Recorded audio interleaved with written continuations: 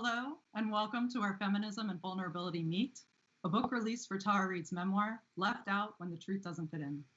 Thank you so much for being here. Tara Reade's book is out now on TV Guestbook Publishing and can be purchased at tarareadeauthor.com, as well as Amazon. My name is Avalon. I'm the social media manager for We Believe Tara Reade. We're a collective of activists organizing in support of Tara and all survivors of sexual violence. I want to open this event by recognizing that the United States was founded on occupied land stolen from Native Americans. This occupation was not a one-time action, but rather a continual process that still oppresses Indigenous people to this day. This list of tribes is by no means comprehensive, though it covers examples from every place that our speakers are joining us from. We stand in solidarity with Native Americans and with Indigenous people everywhere. We stand in solidarity with all those who have suffered the horrors of colonization and imperialism, and with oppressed people all across the world. We recognize land acknowledgements as an Indigenous practice and the very least we can do to combat the oppressive structure of settler colonialism. This event is a benefit for two incredible survivor-led organizations. The first one is Know Your Nine. Founded in 2013, Know Your Nine is a survivor and youth-led project of advocates for youth that aims to empower students to end sexual and dating violence in their schools. Know Your Nine envisions a world in which all students can pursue their civil right to an education free from violence and harassment. They recognize that gender violence is both a cause of inequity and a consequence of it, and they believe that women, transgender, and gender non-conforming students will not have equality in education or opportunity until the violence ends.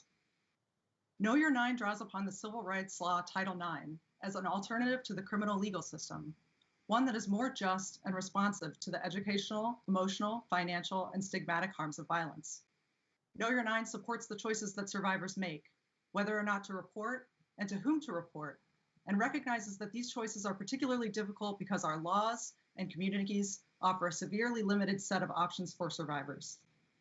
Given the tremendous flaws and violence of the criminal justice system, Know Your Nine celebrates Title IX's potential to create effective anti-carceral responses to serious harms while recognizing that this promise has not yet been realized. Thank you so much, Know Your Nine, for participating in Where Feminism and Vulnerability Meet. Please check out their website, knowyour9.org, to learn more about this wonderful organization. The second organization we are benefiting today is Voices in Action. Voices in Action is a 501c3 nonprofit organization that works to provide protection and safety from sexual abuse and violence through supporting survivors.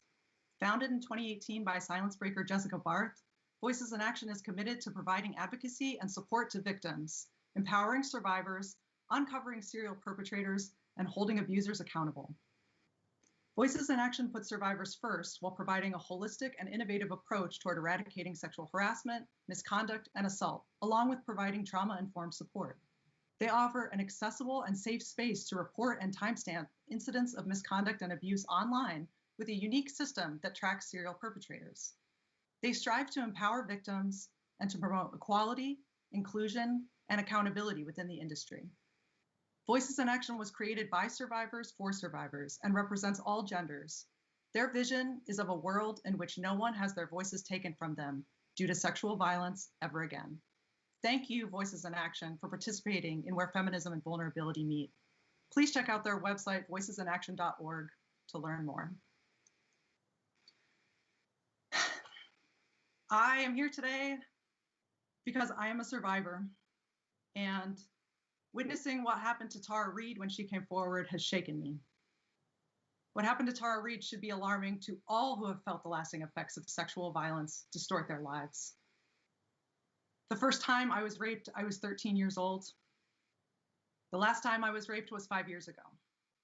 I have been sexually harassed at every type of job I've ever had, from waiting tables to driving a horse carriage to DJing.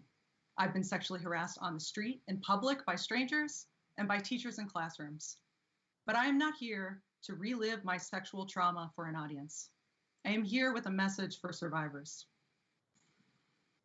This message is for survivors who have never told anyone what happened to them. It is for survivors who told their story right away, and for those who waited months or even years. This message is for survivors who never reported what happened to them, And it is also for survivors who did report it, only to be failed by law enforcement and the justice system. This message is for survivors who were raped by cops and for survivors whose rape kits languished in warehouses while their perpetrators raped someone else. This message is for survivors who are sex workers, survivors who are homeless, and survivors who have suffered from drug addiction and mental health problems. It is a message for survivors who were failed by the healthcare system.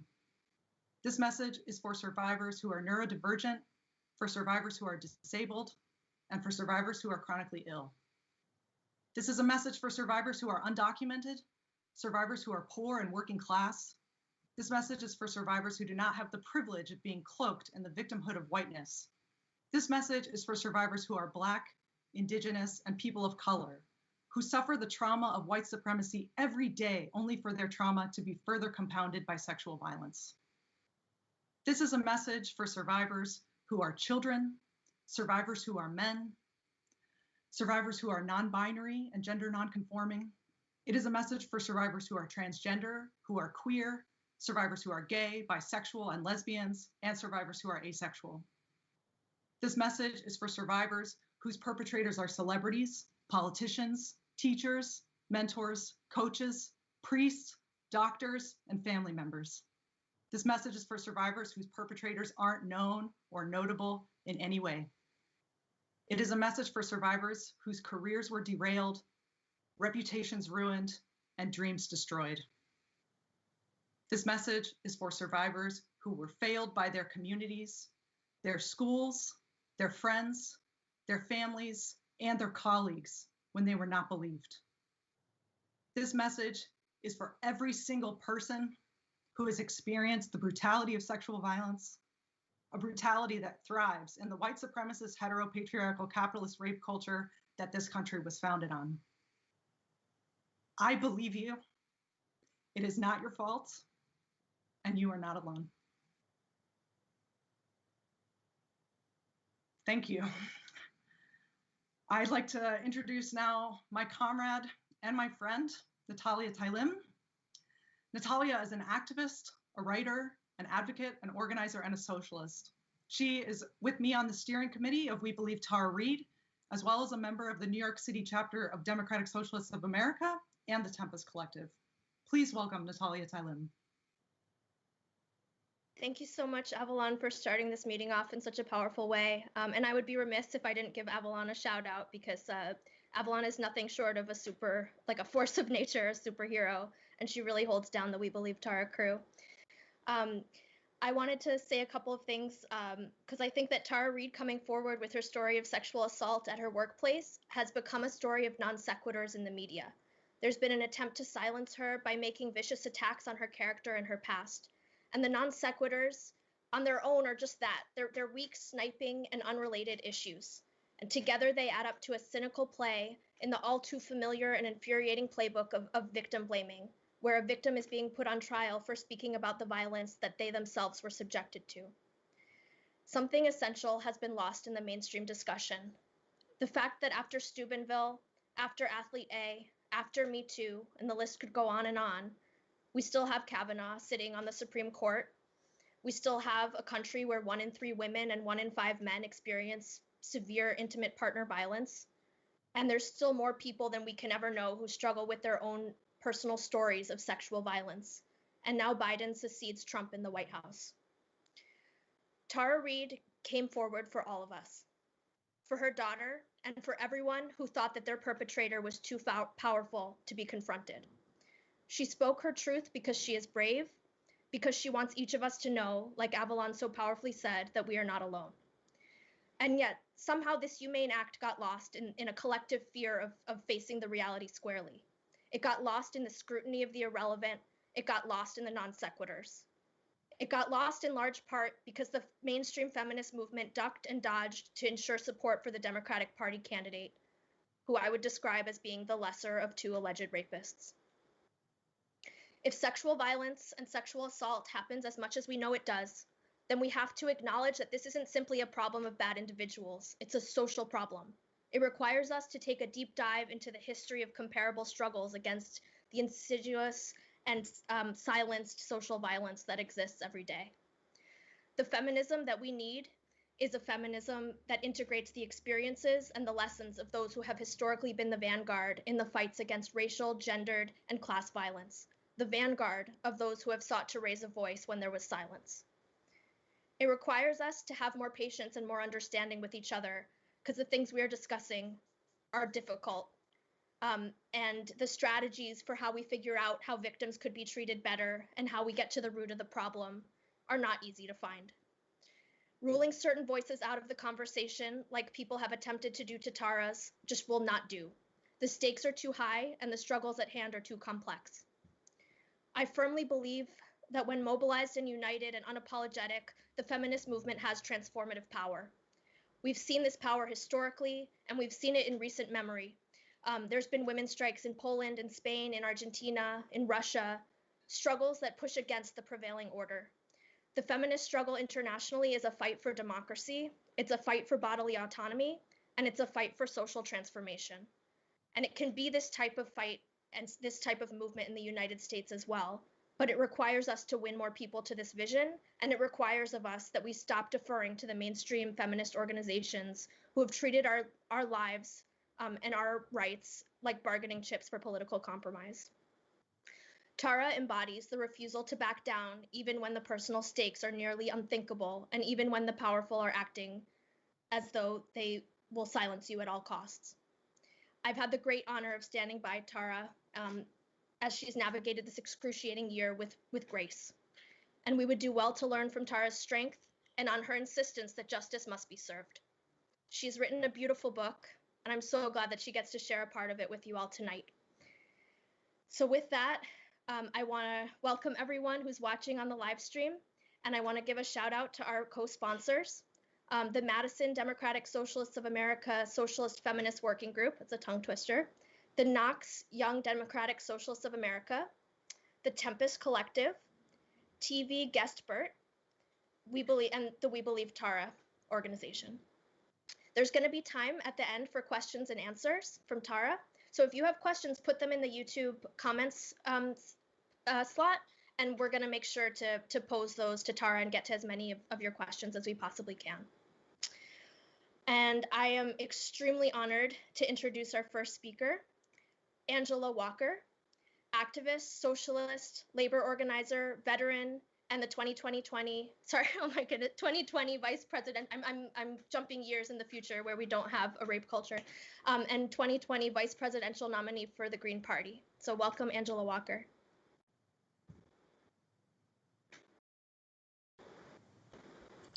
Good evening, everybody. My name is Angela Walker. I was the Green Party vice presidential nominee for 2020 and also the vice presidential nominee for the Socialist Party of the USA. It is my honor to have been asked by Tara to be a participant in this event tonight. And I'm sorry that I can't be present for it.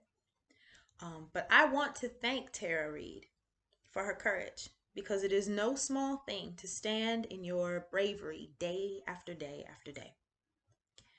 I thank you, Tara, for continuing the work to create spaces for those of us who are living under the weight of rape culture, to be heard, to be safe, and to be seen. It is my honor to be a small part of this utterly necessary event.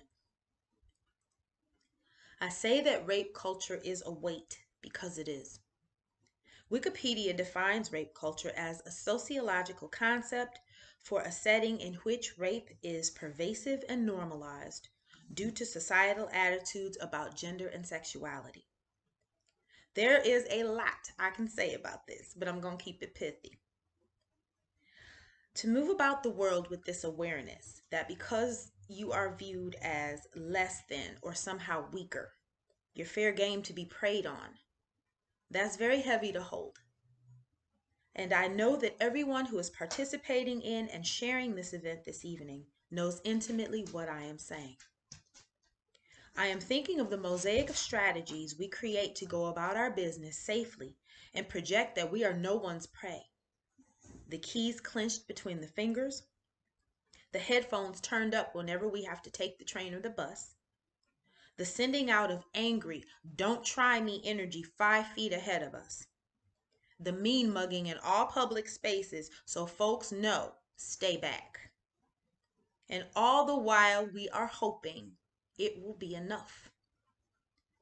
I do these things. Y'all do these things. It's exhausting, it's demeaning, and it's heavy. We deserve better than this, and we know it. And the knowing it is a powerful thing.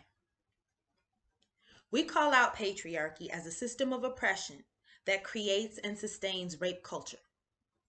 We demand that those who participate in and benefit from patriarchy and rape culture take the reins of the work to address and dismantle them both. We demand that those who participate in and benefit from patriarchy and rape culture look within themselves and do the work to unlearn the dehumanizing lessons they've been taught by this culture. Because to be very, very clear, the hard work of ending rape culture does not belong to the people who are victimized by it. Those who perpetrate it, if they wish to be fully human and in right relationship with us who are surviving an insidious culture that seeks to diminish our personhood and bodily autonomy, must do this work. There are no shortcuts. For all of us who are survivors of all of the harms that rape culture inflicts on us, I say this: keep moving. Take up space. Keep raising your voices. Refuse to be cowed or silenced. The shame isn't yours, so don't hold on to it. Keep dancing. Keep loving. Keep writing and sharing.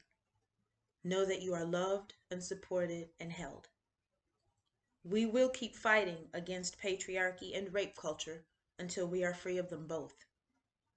Know that I am one spirit standing with you. Angela Walker, thank you for that powerful statement. Thank you for participating in this event. We are just all beside ourselves that you were here. Thank you. It is my pleasure now to introduce Jackie Jordan. Jackie Jordan is a 2-time Emmy-nominated TV producer. She's the founder of the 15-year-old Silicon Beach-based TV Gasberg. She's a New York Times bestselling publisher for TV Gasberg Publishing and TVOnCameraTraining.com. With TV Gasper, Jackie works with businesses on their branding, promotion, marketing, producing, and development, as well as their on-camera execution. Jackie's been involved in booking, supervising, or producing as many as 10,000 television guests. She's a 3-time author, including her most recent, The Ultimate On-Camera Guidebook, Hosts, Experts, and Influencers. She recently launched her Emmy-eligible broadcast podcast show, Front and Center with Jackie Jordan, which aired on KTLA 5 Los Angeles and Fox 5 San Diego. Jackie has been featured in Success Magazine, Entrepreneur Magazine, and the cover of Women's World Magazine, as well as a pop culture expert for CNN. But to us, she is the woman who published Tara Reade's memoir, Left Out When the Truth Doesn't Fit In, and we are so grateful to have Jackie here with us tonight. Thank you, Jackie. Thank you so much, Avalon. What a absolutely fierce and feminine and very vulnerable and powerful introduction you held here. It was extraordinary. It sent chills through the room. So thank you for that, and thank you, Natalia. And I just have to say that I watched on the news last spring when Tara stepped forward and made really compelling and convincing arguments. And for any of us and those of us who've been there before, we recognize the truth. And then and because I've been in the media for a long time, I'm a media hacker. I understand media narratives really, really well, like really well. I'm really great at a cocktail party to really talk to you about the dimensions of how media stories go and who's influencing them and where I just really understand the whole architecture of the whole conglomerate. And what then transpired was, from a media perspective, was Black Lives Matter hit in the news, and it knocked from my perspective, it knocked the Tara Reade story just off the radar.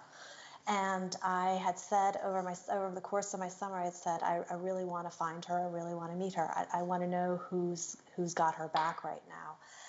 And through a coincidence of a friend, I happened to say I wanted to meet Tara Reade, and I was put in touch with her. So that leads me to the opportunity to support Tara in keeping her voice going and memorializing her story, which was really what I wanted to do. And at this time, I have the privilege of introducing our next speaker, Louise Godbold. She's a trauma educator, silence breaker, and a nonprofit director and executive director of ECHO. And she's here to talk about trauma and the effects on the brain. Please welcome Louise Godbold. Thank you, Jackie. An on-camera guide? I should have read that before I did this, but good to know. And Avalon, I'm so sorry. I'm so sorry for everything that you've experienced, and just so proud of you, how you are taking those experiences and becoming an advocate for other sexual assault survivors. So great gratitude to you. I have been given 10 minutes to tell you about the neurobiology of trauma, which is an interesting challenge, but we'll see what we can do here. First of all, what is trauma? Trauma is any time that you experience a threat, danger, and it could be physical, it could be emotional. When we're talking about sexual assault, obviously it's physical and sexual and sometimes emotional. But the point is that you don't have the power and control to protect yourself. That's what makes an experience traumatic. And that sets up a whole bunch of things happening in your body and brain, as well as your future reactions to situations where you don't have any control. And I can't even imagine what Tara must have been feeling in her body as a result of being re-traumatized in the media and not having any control over how her image and her reputation was being presented.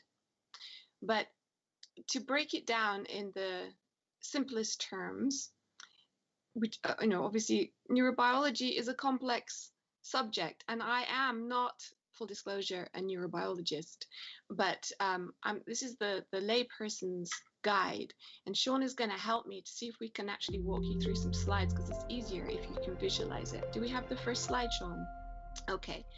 So just imagine that you can divide the brain into three discrete nervous parts. system Obviously, is one half of the autonomic nervous system. but you see the brown and part there, its it's called the soothing-sounding reptilian name, brain. it's the It's part the of the nervous survival system brain. that reacts to It's threat the and most danger. primitive part of our brain. Imagine Gets you're in a wired building up and you suddenly hear the utero fire alarm up go until off, about the age of 2. or that you're hiking in The reason I'm wilderness talking and you about meet a that part full-grown of the bear. brain is In a because fraction of a that is second, the part of the the brain fear that center is of your brain, the online amygdala, when we experience recognizes trauma. the threat And then sends when a we signal to get your adrenal glands, reactivated which back sit on top into of your trauma, kidneys. that is the part of the The brain adrenal we're glands fire operating salvos from. of stress hormones, If you look at the adrenaline, diagram, cortisol, the green part, which activate the the middle sympathetic part of the nervous brain system. there is our Here's what happens emotional in your center body. of the brain. And Your that heart gets wired rate up later on in increases to move childhood blood more up until quickly about through the your age of system. 11. The blood And carries then oxygen the and final part of nutrients the to the brain large is this muscles in your purple legs part, and arms to which is prepare sometimes you called for the fight human or brain. flight.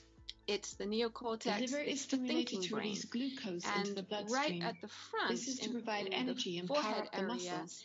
is the place The that we call lungs the dilate to prefrontal increase oxygen cortex. flow to the And blood that to doesn't keep even up with the start increased heart developing rate. really until about the age of You 15. begin to So if sweat you have a in order to teenager, cool down the you'll know working that that is muscles. true.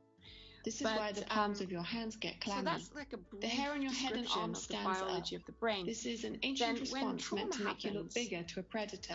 can we have the The next slide, pupils please, become Sean? dilated so you can better What see is the impending happening danger is and your you means have of this escape. smoke detector in All your brain. non-essential The systems amygdala shut is the down. fear center of the brain. The digestive And system is paused. it's designed to Your protect mouth becomes us. dry because you So don't need saliva. even if you go After into all, a room and you you have meet more a group important of things to be people, dealing your with amygdala than is going to be saying, digesting that hamburger "Oh, I right now. don't feel comfortable. It's new. It's The scary. blood It's flow new." to your skin And the prefrontal ceases. cortex That's is why your supposed to face goes override pale, that and and you say, may feel "Settle cold. down. Everything's The fine." immune system is But if the suppressed. amygdala really does Fighting off detect bugs can a wait threat till and the later. prefrontal cortex All of your agrees, energy is going then towards that sets up a survival in this whole moment. host of reactions in our body.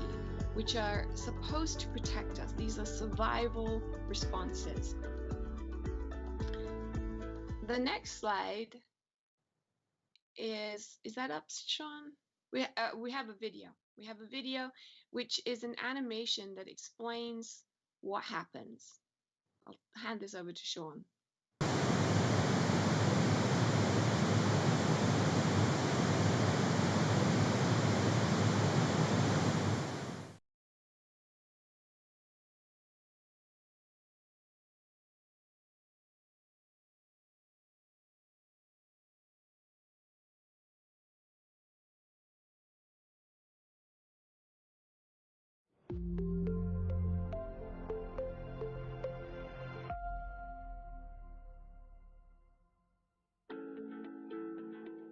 The sympathetic nervous system is one half of the autonomic nervous system, and despite its soothing sounding name, it's the part of the nervous system that reacts to threat and danger.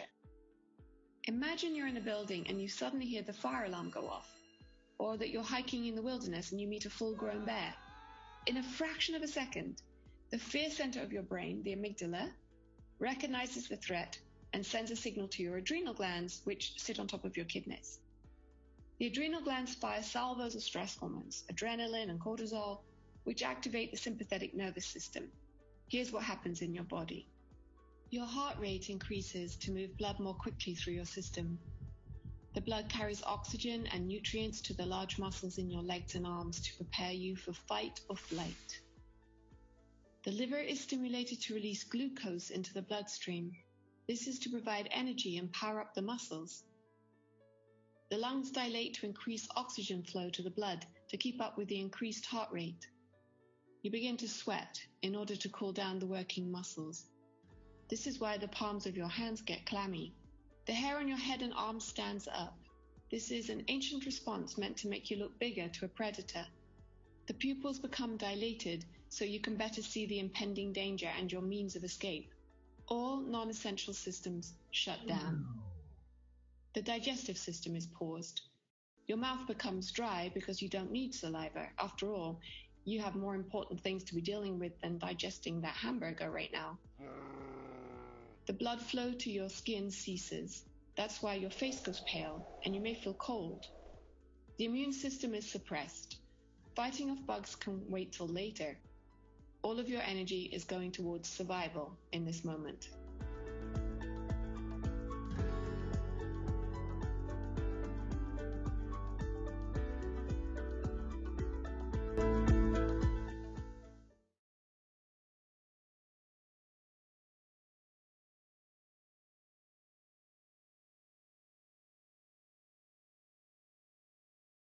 All right, so for those of you who are able to see me, what am I doing with this hand in the air? It's my very quick hack on how to describe the brain.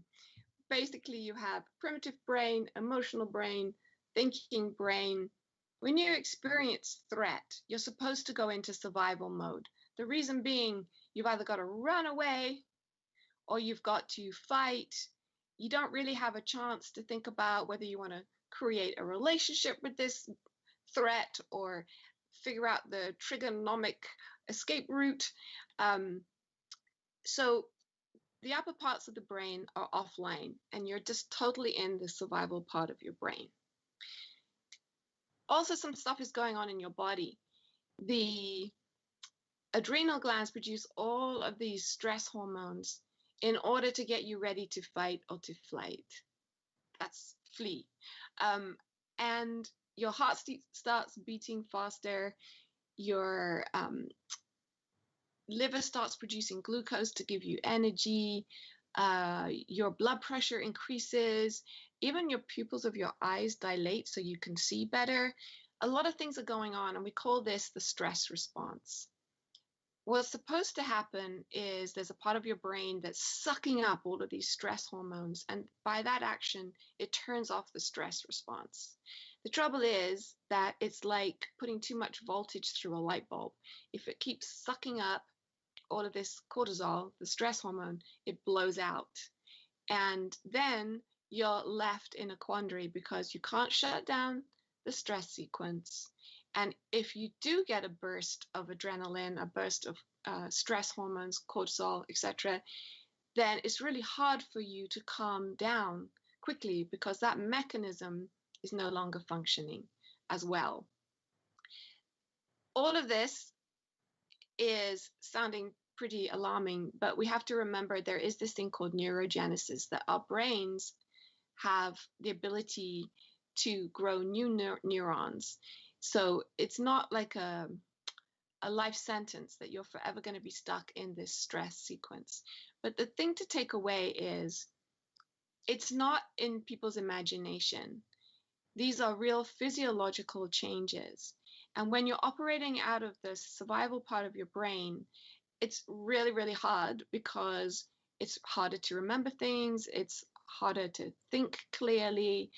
It's much harder to be able to respond to stimuli in a calm way.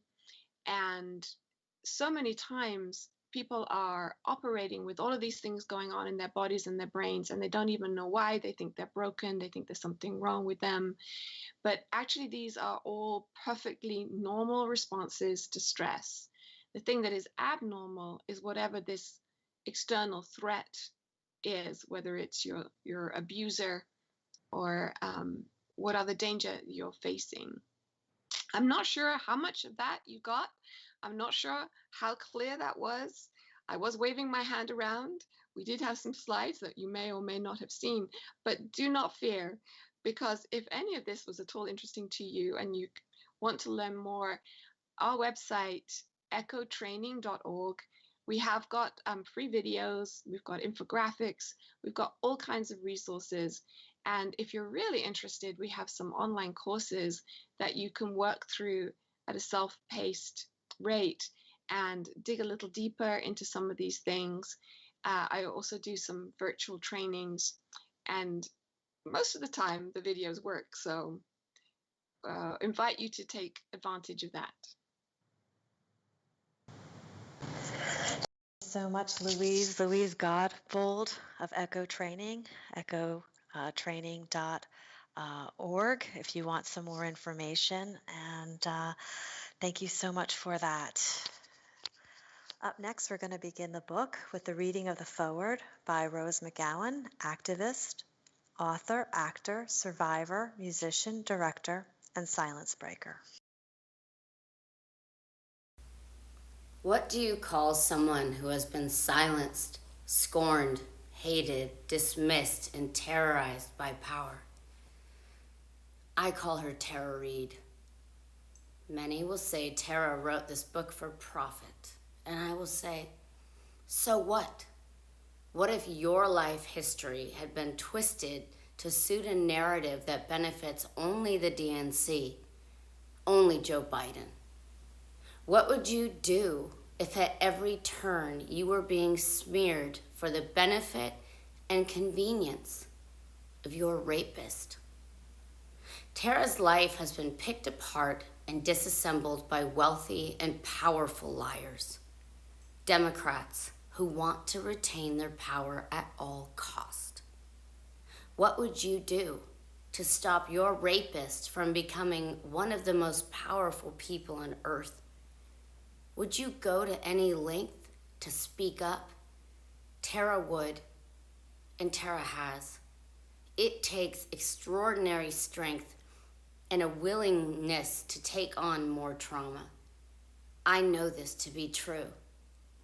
I also can recognize when a person is severely traumatized, as Tara has been. Tara is also a truth teller. Do you understand the fortitude one must have to be a person who speaks of their deepest pain out loud, only to be scorned? I can tell you the answer to this. It is hell. By speaking up on behalf of Tara, I have been blackballed by so many in the media, including the New York Times, whom I helped win a Pulitzer. Fake news isn't only what's written, it's what's purposefully omitted. When it comes to observing the cabal of liberal media titans working against Tara, the only word that comes to mind is sad. I used to believe they were the good guys, just as I used to believe the Democrats were. After one call from Hillary Clinton's spokesman to NBC News executives, an expose of my own rapist was shut down. I know who is colluding with whom and why. By witnessing the vitriol aimed at Tara by all too many on the left, it has cemented for me the fact that they can be just as foul as the worst of those on the right. The delusion millions of Democrats seem to have is that by being a liberal, they are exempt from being bad. What a long con this two-party system has run on the American public. What a long con people have run on themselves. For everyone who has gleefully tweeted, "Lock her up," to Tara, I have a message for you. Take a hard look at yourself. You are accomplices to evil. For those who question why Tara spoke up only when Biden was a presumptive nominee, you have been lied to. So open your eyes, your ears, and your hearts. Listen to survivors, not just when it's politically convenient. Life is complicated and messy, but this does not make someone a liar. This makes them complex. Tara Reade is a hero to me. Read her words and let her be a hero to you too. I'm Rose Mcgowan, and this is my foreword.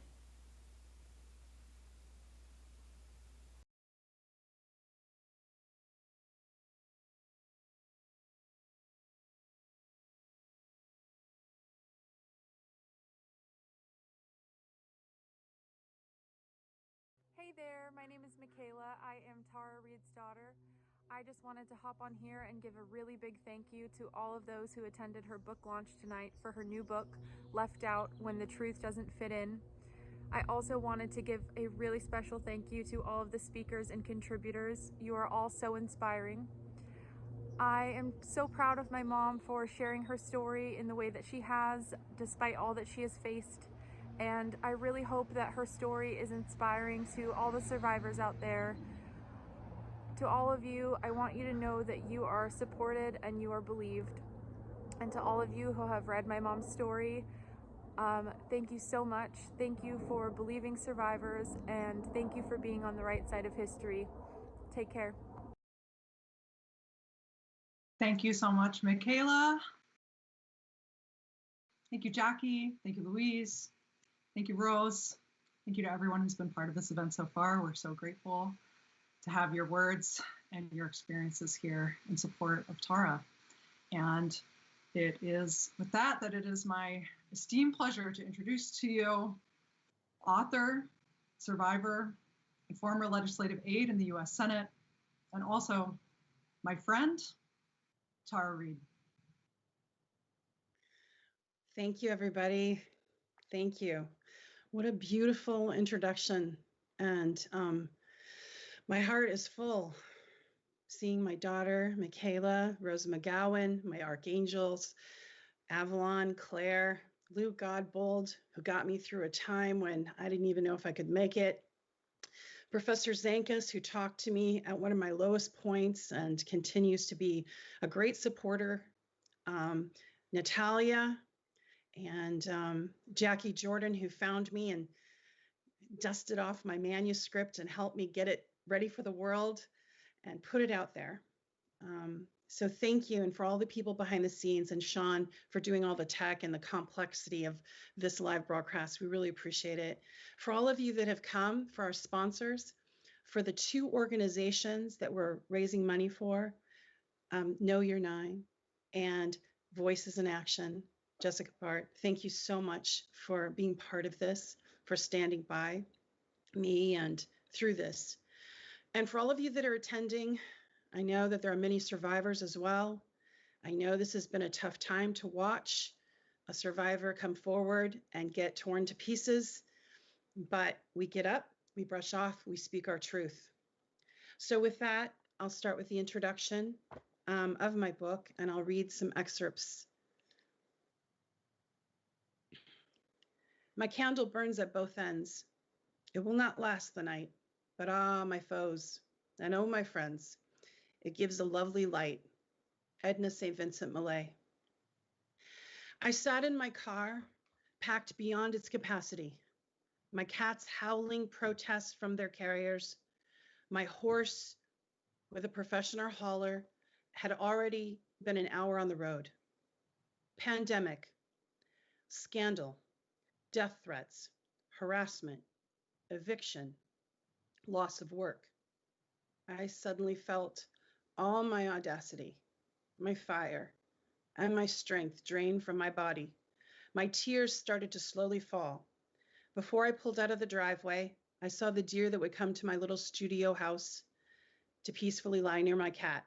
Wild yet friendly, she would munch on the grass watching me. How many days and nights her quiet presence got me through the chaos. The deer looked confused at my leaving. I had left her carrots and whispered a final goodbye. When I pulled away from that little home, I felt alone and defeated. After a short drive, I pulled over to check everything was stable on the roof of my car. This time, I broke down into tears as anxiety flooded my body. I prayed. I prayed for myself, the little deer I left behind, my horse, my cats, my family. I thought of my older brother, Michael, who long departed from this earth, and prayed, Michael, please, please give me a sign. Let me know what to think. I sighed and looked around. Wild turkeys wobbled past. Horses grazed. I felt a silent breeze. When I turned the car back on, the radio came on, and the lyrics were, Mama, don't worry about a thing. Every little thing's gonna be all right. I laughed through my tears. Three Little Birds by Bob Marley was the song playing when my daughter was born. I will never forget looking into her eyes and feeling the love and devotion beyond anything I've ever experienced. Michaela coming into the world was the most joyous and sacred event in my life, which has been since filled with difficulties. I took a deep breath and smiled as I thought of Michael, how he would have loved to see my daughter and to meet her had he been alive. I whispered, got it, Michael, to the heavens and resumed my journey to a new home. I wrote this book for my daughter, my family, your daughter, your sister, your friends, your mother and grandmothers, all the men in your lives, our lives, and you. This story has little to do with justice and more to do with healing from pain. My story has traumatic events, but it also has joyous moments. My book and the stories from my life create a tapestry of connection, positive and negative, that ultimately form a narrative that many women experience in their professional and personal lives. This book is a compilation of some of my opinions and memories. I protected certain people who do not want to be in public by changing the names and the circumstances. Even if you know who they are, please leave them alone. It's my story, not theirs. This is not necessarily an attack on any specific political party. I have often said that I was a lifelong Democrat, and my work choices have reflected that commitment. However, the very people I supported and worked for all my life abandoned me, tried to silence me. I was pushed aside in the political interest and left out of every conversation. I hope to evoke change so that other survivors do not feel the pain of isolation and rejection simply because they spoke out against a powerful person. There are many people on my path who provided inspiration and love to me without giving a second thought of establishing my credibility or the veracity of my story, but simply because they cared. There are some things that happen that we cannot control, but we can control how we respond. As I wrote this, my daughter experienced a huge betrayal when social media trolls sought out her father, from whom she is estranged, and his parental rights were legally terminated. Her father fed those trolls false information about her, and then he stalked her once again. Those trolls brought her pain. Fortunately, she is a strong and positive person. I am in awe of her calm and rational approach to all the problems, all the while she is still only in her 20s. One of the things that she shared with me is that she was proud of me. That means so much, because I feared my public statements about what happened in 1993 would make her life worse. Instead, she told me that she feels good about me coming forward. One message I tried to convey is that moving from victim to survivor is not a linear path. It takes effort. Whatever happens in our lives and the problems we endure, the traumas, the successes that make up our experiences, they don't define us. We can just choose to define these experiences. In March of 2019, I started my journey publicly discussing Joe Biden. Finally, in 2020, when Joe Biden was going to drop from the presidential race, I spoke up about the full history. I have been asked many times if I regret coming forward, given the vitriol I have received. I have been left out of the national conversation, including the Me Too movement, which the Democrats quickly dropped as their mantle once it no longer served them. The social media trolls, paid and unpaid, harassing my family and me, the media bias against me, all of it says more about the patriarchy of America and the way rape culture has been institutionalized to protect powerful men from any accountability than it does about me. I have observed in my cases and other cases how Democratic National Committee enables and empowers sexual predators. The Democratic National Committee has now weaponized mobs of social media trolls and troll farms to attack individual American citizens. That was my experience.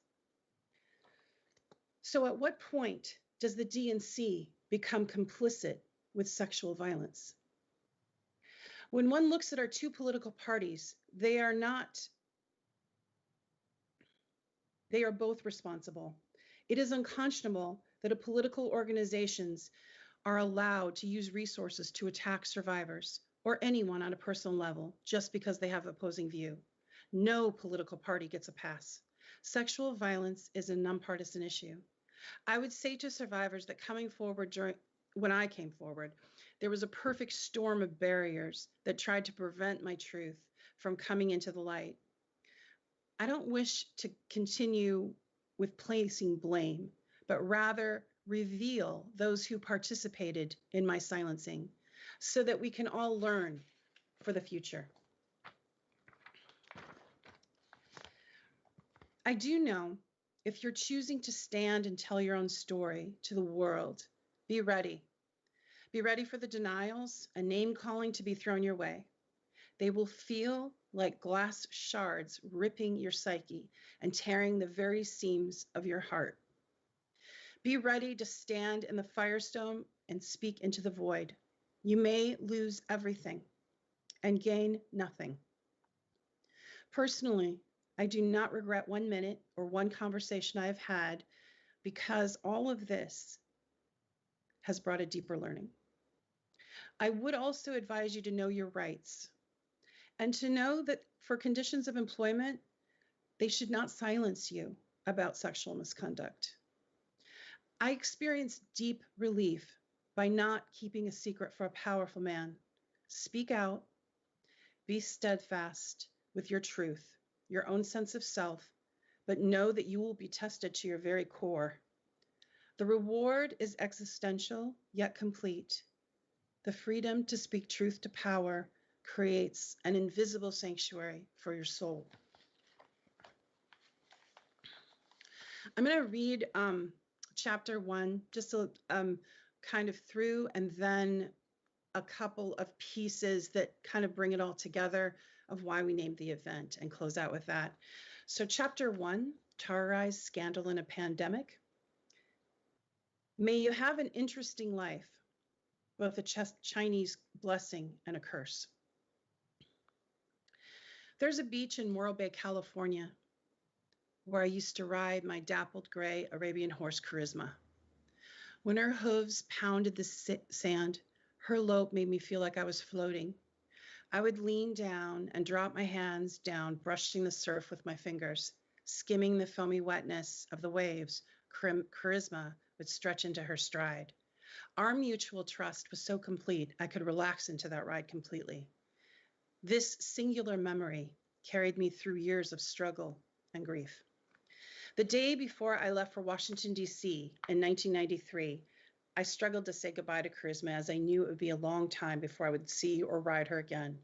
I felt a fluttering of unknown future pulling at me as I prepared to pack. I had just landed a position with Senator Joseph Biden as a staff assistant. I could not have known that what I anticipated as the beginning of a new career would turn out to be the end. April 2020. Years later, I stood staring out my kitchen window as a mother turkey with her babies trailing was keeping behind her. The neighbor's wisteria was beginning to fade. I methodically ground the coffee, savoring the nutty smell, my cats demanding food, when my trance was broken. My phone was buzzing and ringing on the counter. My daughter's name popped up, so I answered. Mom, I can't. Oh God, have you seen? My daughter, Michaela, incoherently shrieked from the other end of the phone. I had not turned on the radio or looked at the internet that day, and I don't own a TV. Mom, they're talking about you, and oh my God. They said, she's sputtering in a high-pitched voice she uses when she's angry. Hold on, Michaela, what's going on? I remained calm. People online and in the media, they're calling you names. They're calling you a liar. She's on the verge of tears. I keep getting these calls and messages on my phone asking for you. I gazed out the window as I listened to her on speaker. The mother turkey was now herding the smallest baby away from the driveway. I watched her weave and expertly keep her little flock together. I reluctantly looked at my Twitter feed and the flood of articles on the internet. Liar, bitch, whore, and worse were scattered throughout my direct messages and emails. Keeks, we knew this might get difficult. Keeks is my special name for Michaela. Difficult, Ma. This is unreal. What are they saying about you? Are you okay? I replied, give me a minute, sweets, and I'll call you back. Okay, she responded sadly. I sighed as I told her how much I loved her before I hung up. My history with Joe Biden that had once been secret between my family and me, along with a few select friends, was now fodder for the world. Later that morning, a strident female voice with an East Coast twang called, Tara, she asked. Yes? This is Beth Reinhardt from the Washington Post. You've come forward with a sexual assault against Joe Biden. Don't you realize that you'll hurt his campaign? She's almost shouting at me. I was stunned and silent for a second. I had talked to reporters before, the Post in 2019 when I discussed the sexual harassment I endured in Joe Biden's office. However, this was the first time I was scolded. She continued her questions that were more like statements. I stayed on the phone to answer them. I was too scared to come forward with everything, and I have been trying to come forward for a while. I sounded defensive, even to myself. She launched into a demand to hear my entire story. I spoke it all in the Katie Helper podcast, I answered with a sigh. I need to hear it from the beginning, from you, she insisted. Now, at this time, I wasn't in the entertainment industry. I'm a civilian to the media, and I did not realize that it was entirely plausible that I could have said no. I could have just not answered. But at this particular moment, I had no public relations guidance and no lawyer. I thought it may be poor form to not answer, even impolite. I also was isolated in a studio house, like most of the country, in the middle of a COVID-19 pandemic crisis. Sheltering and isolating were now new terms in our collective lexicon with that very uncertain future. As I started to tell her the memory of what happened with Joe Biden, Beth kept interjecting abruptly at times.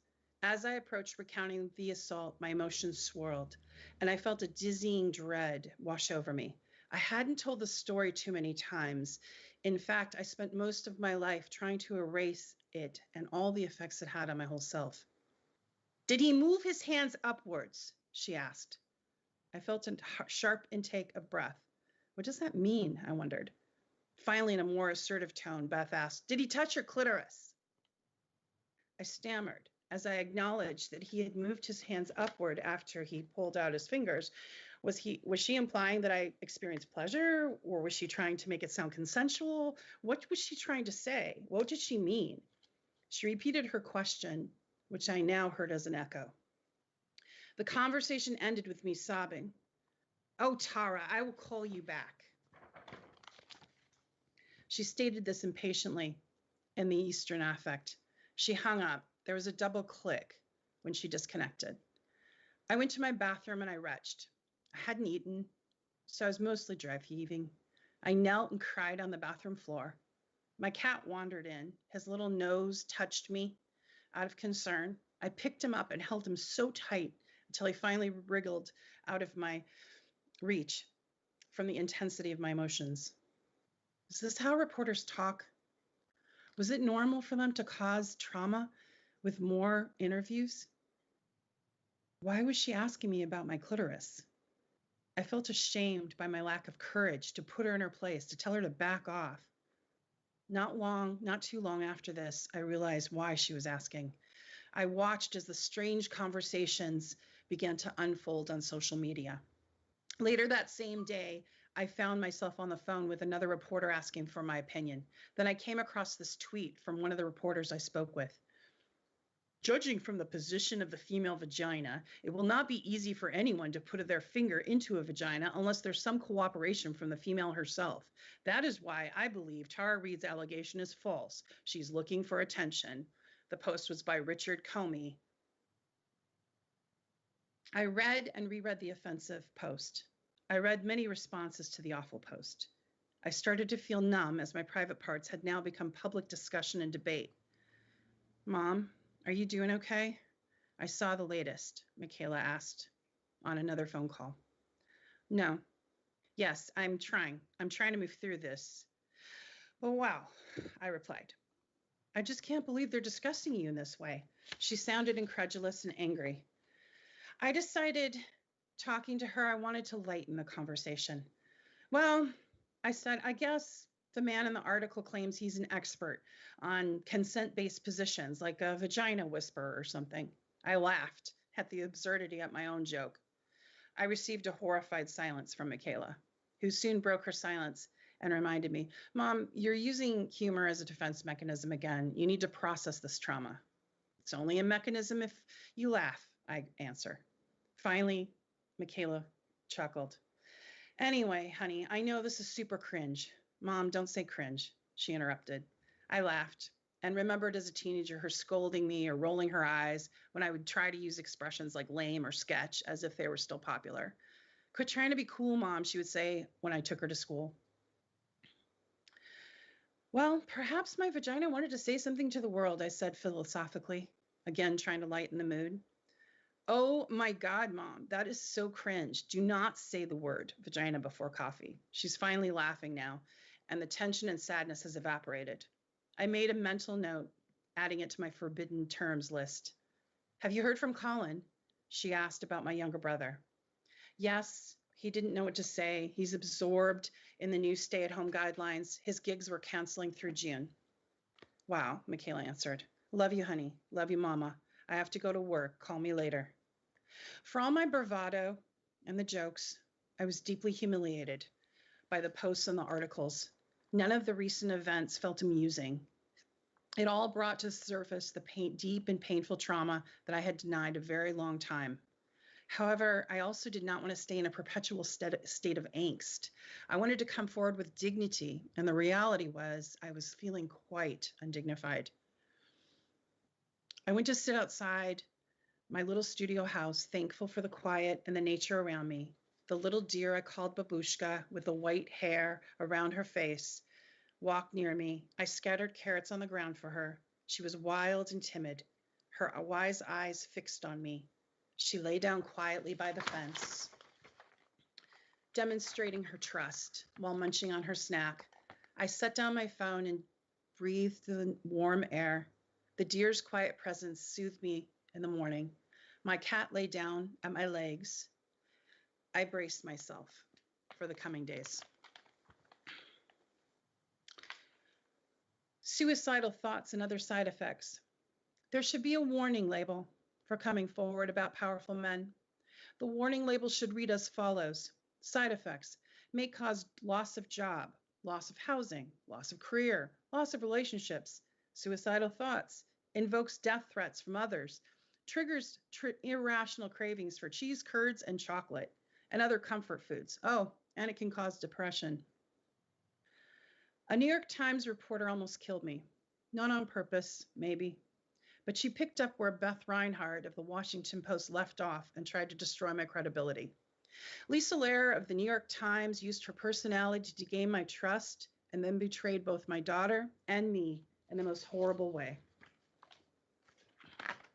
Lisa Lair was nice and normal sounding. My first and last mistake was to trust her, ever. At this point, I was open and earnestly trying to convey my history with Joe Biden, but an article after negative article came out. I began to lose any trust I may have originally had in her. Betrayal by someone with whom you've shared a difficult trauma cuts deep. Somehow, the shared experience of implicit bias should translate to an understanding. However, it would not be the first or last betrayal. Lisa always came off really reasonable. Oh, Tara, I know you're not a Russian agent. Yet, in all three articles, she implied I was. My daughter talked with Lisa and wanted to trust her. After the article, my daughter was weeping. Mom, I'm so sorry, Mama. This is not you. And they did not even talk about the way I described you, except to say you were too poor to afford law books. I know. They made me sound like a piece of shit, starting from my childhood on. My daughter continued. I texted Lisa about she is the reason why women don't come forward, because of how they're treating you. I told my brother about it, and Colin was always generous. He said, I'm here, Colin replied, I love you.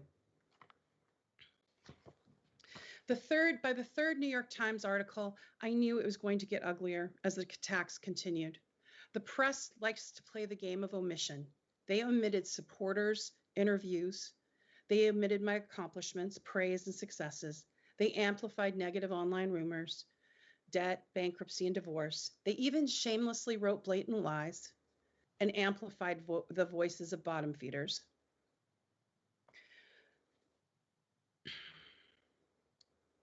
I did not change my story or lie about being sexually assaulted. I did not lie about my education. It did not matter, however, because the world now only saw me through the eyes of the New York Times. I got calls, emails, and death threats calling me a traitor.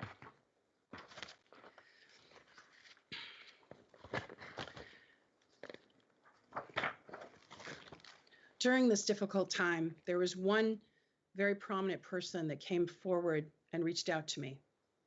She reminded me I wasn't alone. America is the scariest cult I've ever been in. Rose Mcgowan. I am reminded that I'm not alone. There are angels that come into our lives. I was lucky enough to have a warrior archangel come into my life, Rose Mcgowan, who reached out to me at a time when facing each day had become excruciating.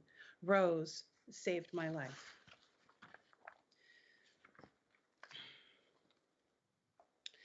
Rose, when she spoke to me, immediately put me at ease and shared her experience with me, offering practical advice and even details. She said, I'll tell you right now what's going to happen. They're going to come after you, and they're going to come after your family, she warned quietly and sadly. My life was almost completely destroyed by that monster, Harvey Weinstein, she said. I was in handcuffs before my rapist was, said Rose. Rose's account of her experience shook me. Like her, I was getting online messages calling for me to be locked up.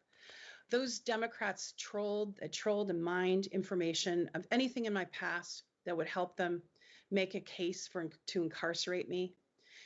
They tried to charge me with would I be charged with some fabricated crime or somehow silenced?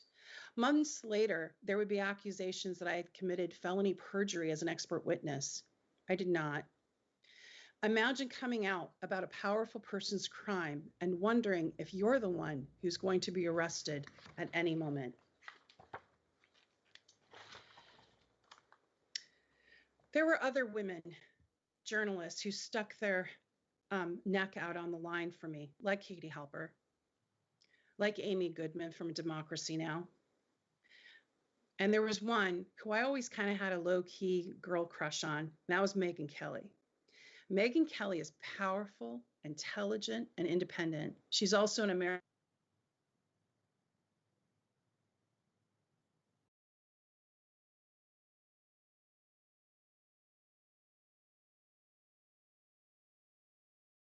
Hi, looks like Tara's having an issue with her Skype being frozen. So I'm just going to take an opportunity right now to remind you that this event is a benefit for two fabulous organizations, Know Your Nine and Voices in Action.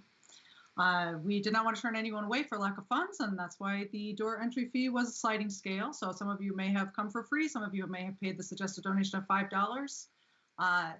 You can also donate directly to these orgs through their websites. So we have their websites available on here. It's knowyour9.org/give, and then it's voicesinaction.org/give. I also want to please encourage you to purchase Tara's book. It is available for purchase at tarareadeauthor.com. The hardcover edition just came out, and that's why we're having this event, and we're so excited to have it for real, have it in our hands. The ebook came out back in October, and that is available still on Amazon.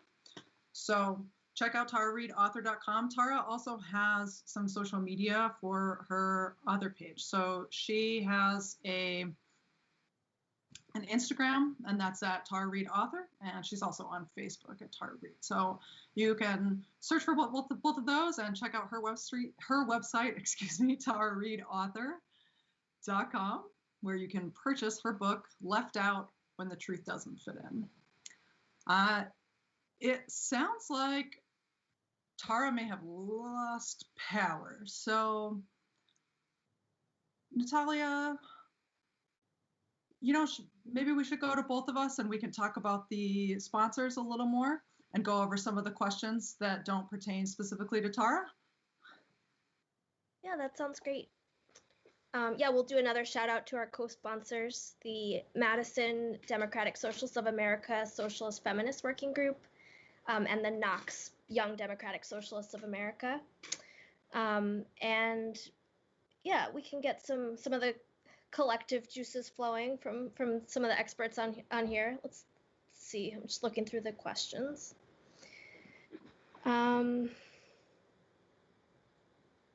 Well, there was one that I can speak to. Yeah. That what was it? What do we say to people who ask, if Tara is telling the truth, why didn't she have a problem with Biden being VP for 8 years?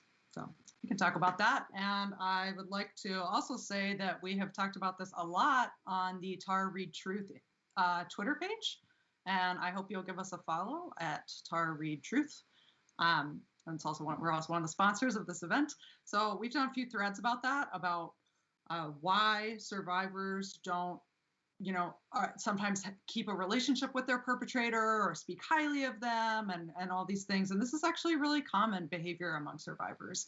And I think about my own personal experience and how certain things that happened to me throughout my life, I didn't even realize were sexual violence or were inappropriate or were a violation of my consent until much, much after they happened. And I think that is common for a lot of people, because sadly, there's an epidemic of sexual violence in the world. And so, especially if you experience it early on, it becomes a normal thing. And it's like you have to learn to realize what that is. And it's a journey and it's hard. So, when Joe Biden was the vice president, he was running with Obama, who, Obama swept up a lot of people in this nation with his message of hope. And Tara has said in numerous interviews that she wasn't voting for Biden, she was voting for Obama. I mean, most people, I think, don't necessarily vote for the vice president on the ticket. They're voting for the president on the ticket. She was voting for Obama.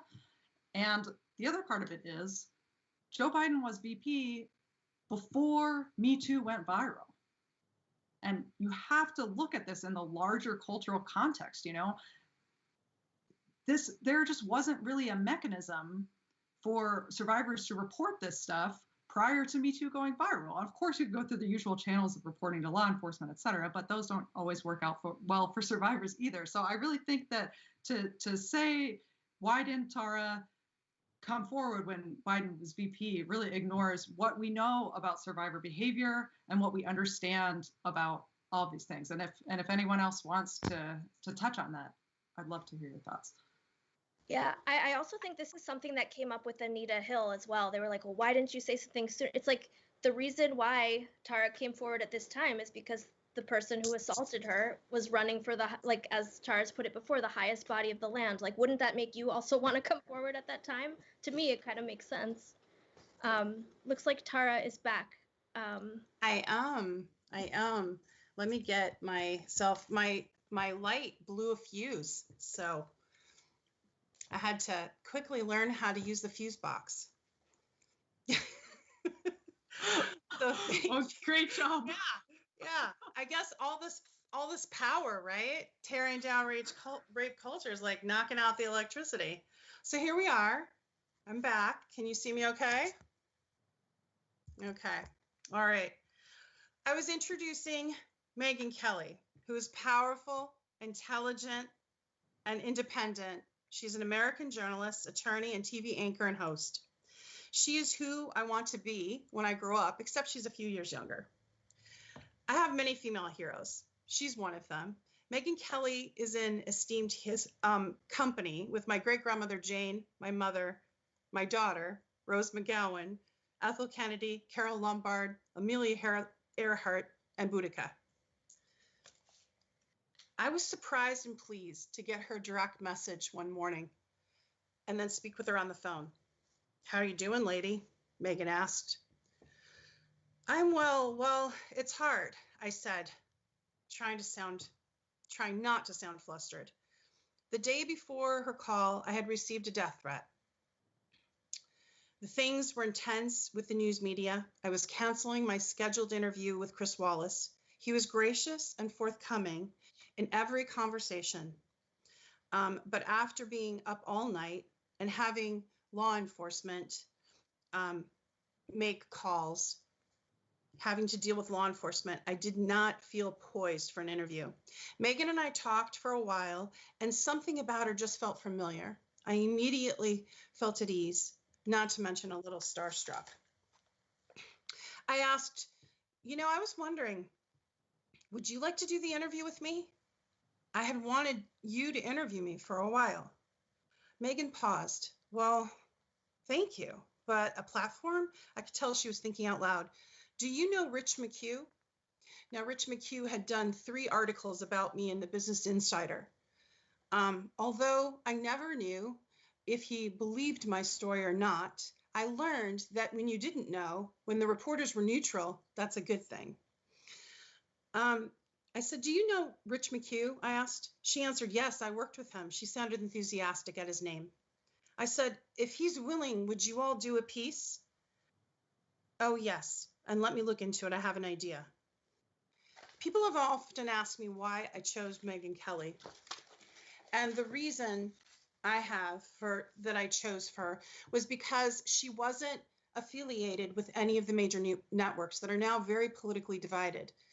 To me, she was more neutral. She's also a survivor and trauma informed with the way she asked her questions. However, she's a tough interviewer.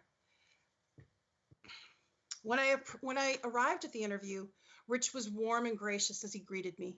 Megyn walked in and met me, shook my hand and put me at ease with a joke and about how she was reading how much I liked Vladimir Putin. Megyn dressed in a simple black tank shirt, charismatic and luminous. I laughed as she was saying, One of my girlfriends likes him. It's okay. She was smiling mischievously, trying to get a response from me. I didn't respond because I confess I was still wary. I tried to banter a bit, but I was uneasy. We all sat down and they adjusted for height, lighting, and framing. My stylist checked my makeup. One part of my bangs kept flopping into my eyes, and I overcompensated by tilting my head to one side. Later, there would be body language experts examining my interview on YouTube and questioning the tilt of my head. But it made me laugh because it was just because the hair kept flopping in my eyes. The lights felt warm in the air-conditioned room. I breathed deeply as Megyn asked if I was ready to begin. The room was hushed while Rich was making the adjustments. The lights and camera crew were prepping quietly. Megyn looked at her notes while I sipped water, and then we began. I expected hard questions, but I also knew that I was going to give some tough answers. I was thrown when she asked me about Putin, and I tried not to act rattled. In my mind, it just wasn't relevant, but to her it was. And because of the blogs I had written and excerpts of the novel, The Last Snow Tiger, I had been writing at that time, they were all taken out of context, and I suppose her questions were to be expected. Megyn Kelly took a unique approach to the Russian question by cajoling me, making it a joke with a joke about my alleged crush. I didn't bite on the record, but off the record, I gave her my view at the absurdity of the whole situation. It's true, Vladimir Putin was viewed as a strongman. Perhaps in some subconscious way, I thought he was the only one who could take on Joe Biden.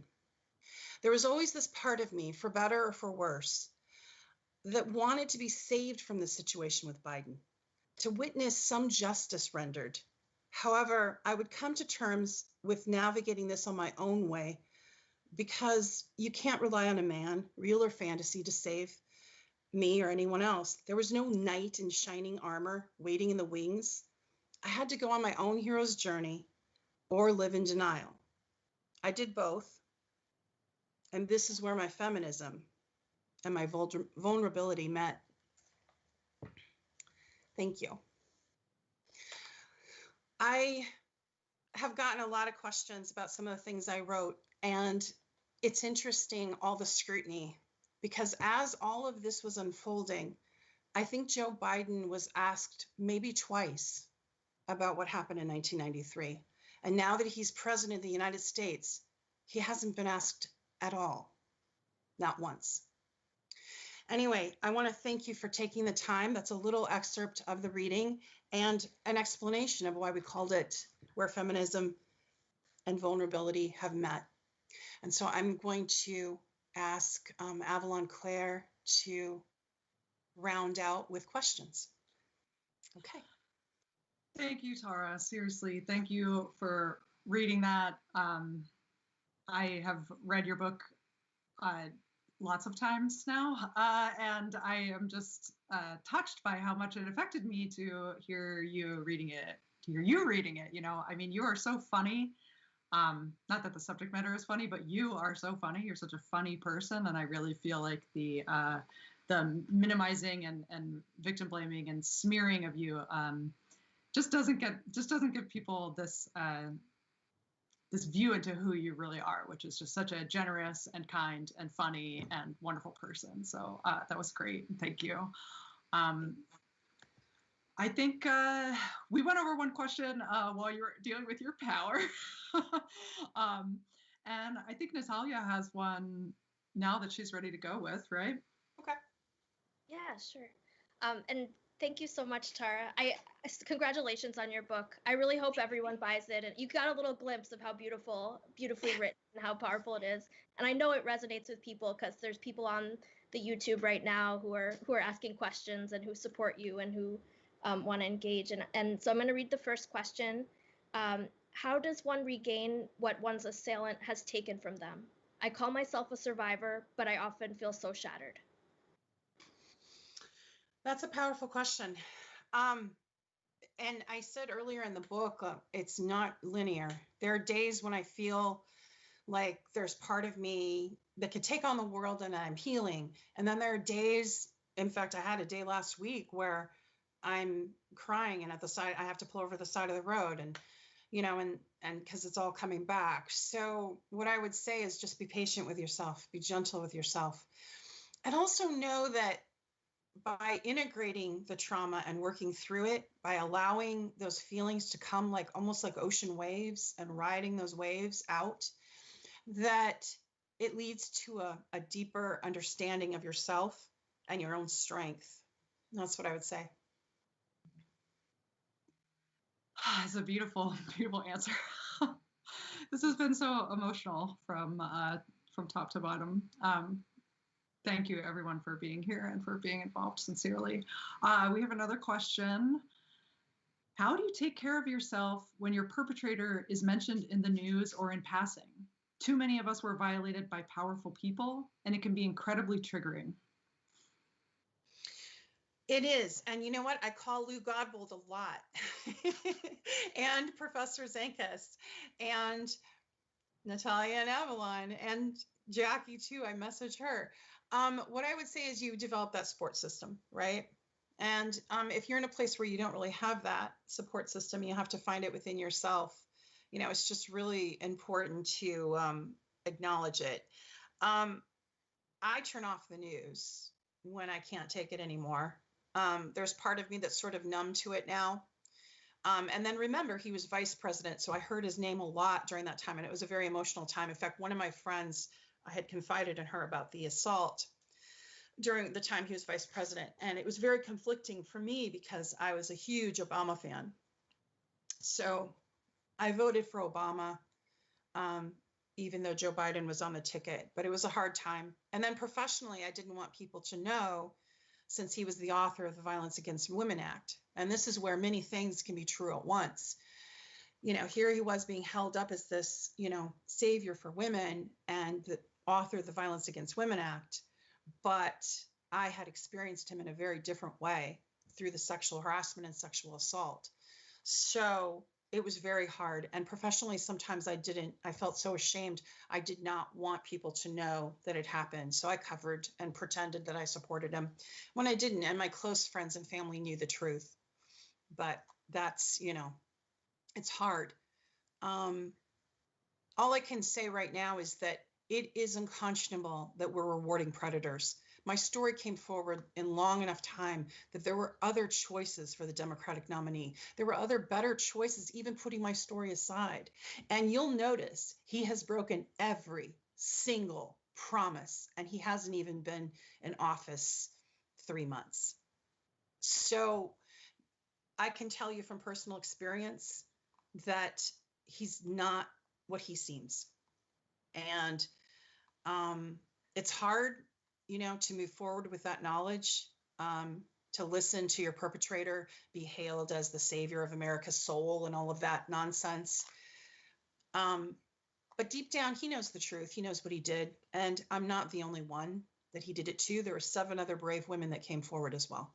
And others probably afraid to come forward because of the way I was torn apart. So it's hard, and it's going to be a journey, and it's hard to work through every day. And I'll be honest, I have thought about, how I'm going to manage this next year or 4 while he's president. And I don't have an answer yet. Absolutely. Well, we've got your back. If you need to, any of us, you need to call us and talk it through. We're here for you. That really resonates with me. Like the idea that they kept saying there's no choice. If we don't put Biden up, then it's going to be Trump. Like they actually had choices. They had all kinds of choices, and they made a decision that it was more important to defend Biden than to look reality in the face. I think we're going to take 2 more questions, and then we're going to give the other speakers an opportunity to say a couple of last words before we wrap it up. And thanks again to everybody who's here and everybody who's watching. The next question, I think, speaks to how very kind of calm and well-spoken Tara is. They asked, how do you stay calm when media investigates mistakes made years past the incident with Biden? Well, I try to remind people that, let's use the whole, landlord thing or whatever. It has nothing to do with what happened in 1993. You know, I could be a bank robber and it still doesn't justify what happened in 1993. One of their favorite things is to call me a Russian agent. Well, do Russian agents, are they allowed to get sexually assaulted? No. I mean, what happened. So all of that is a distraction. And in my book, I talk about something that Ronan Farrow said. He said, Tara, it's noise, just noise. And he's right.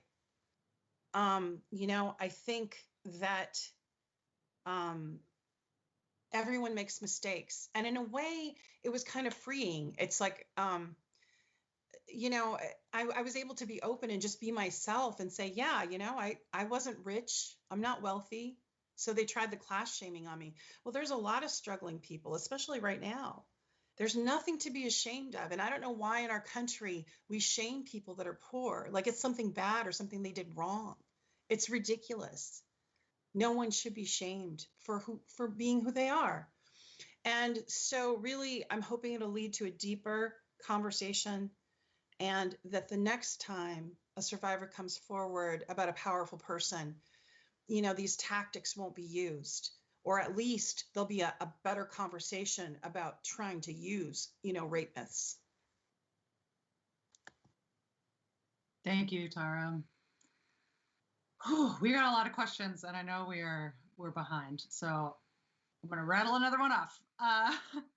Do you believe that our current social order is capable of being reformed into justice? That's a huge question. Institutionalized rape culture, if that's what you mean, not right now. I mean, we have a lot of work to do because we just elected a predator to the presidency. However, American can be very predatory with other countries. So it makes sense we, you know, elected a predator. But I'm hoping with the younger generation that's coming up with a different push, a different vision, that some of the old guard will drop away and that there won't be a tolerance. I got a private message from someone part of the Young Democrats and said, we want you to know that we brought this up with older members of the party and they stopped us from speaking, but we talked about your story. We don't want to accept this in our politicians anymore.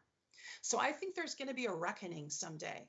And I think it's going to be this year, maybe 2022, maybe 2024, maybe tomorrow, but there will be a reckoning.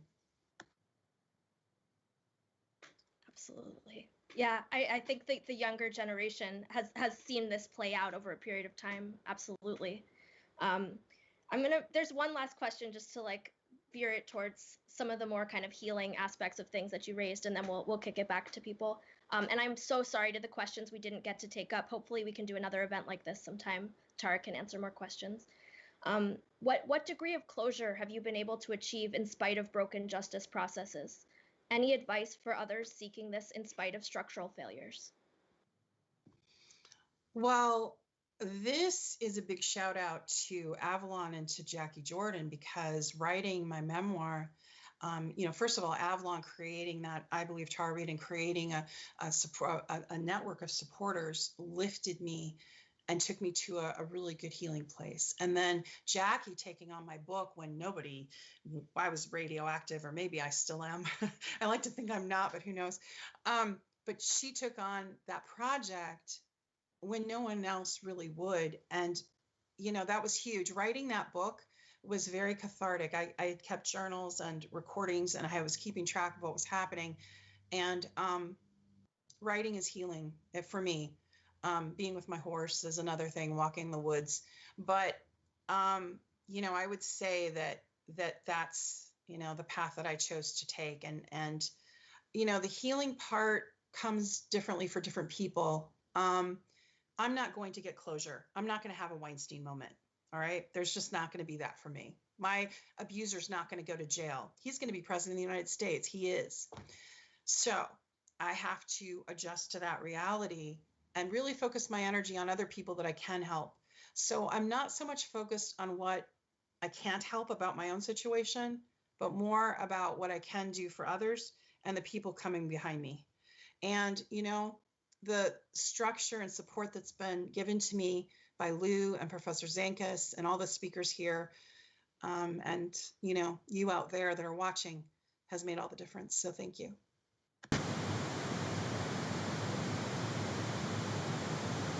That was beautiful, Tara. Thank you. So we should wrap up questions. Is that right, Natalia?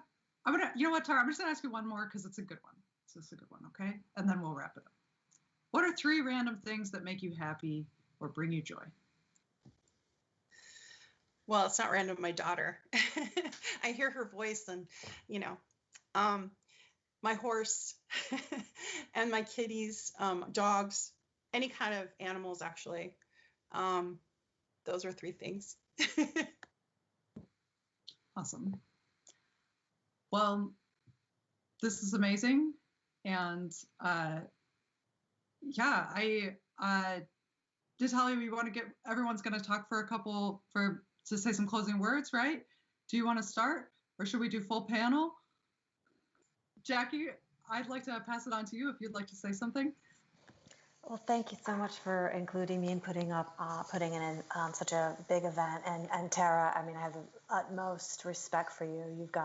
Your resiliency is extraordinary, and your courage is extraordinary. And you then turned out to be an extraordinary writer on top of it all. And I genuinely mean that.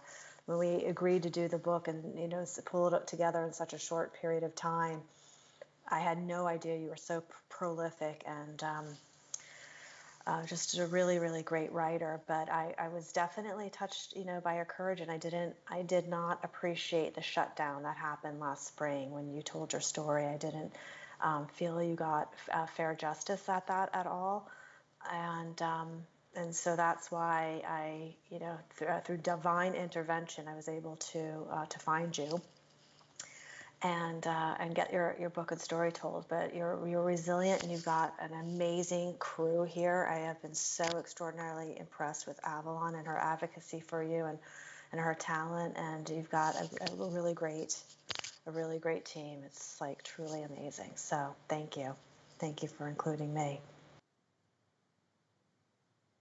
Thank you so much, Jackie. Thank you, seriously. Thank you for publishing Tara's book. Like, she is radioactive, as she said. So seriously, thank you. Lou, we'd love to hear from you if you'd like to say something before we close out. Thank you, Avalon. I'm thinking about all the people who may be watching this who are themselves trauma survivors, whether it's sexual assault or other kinds of trauma.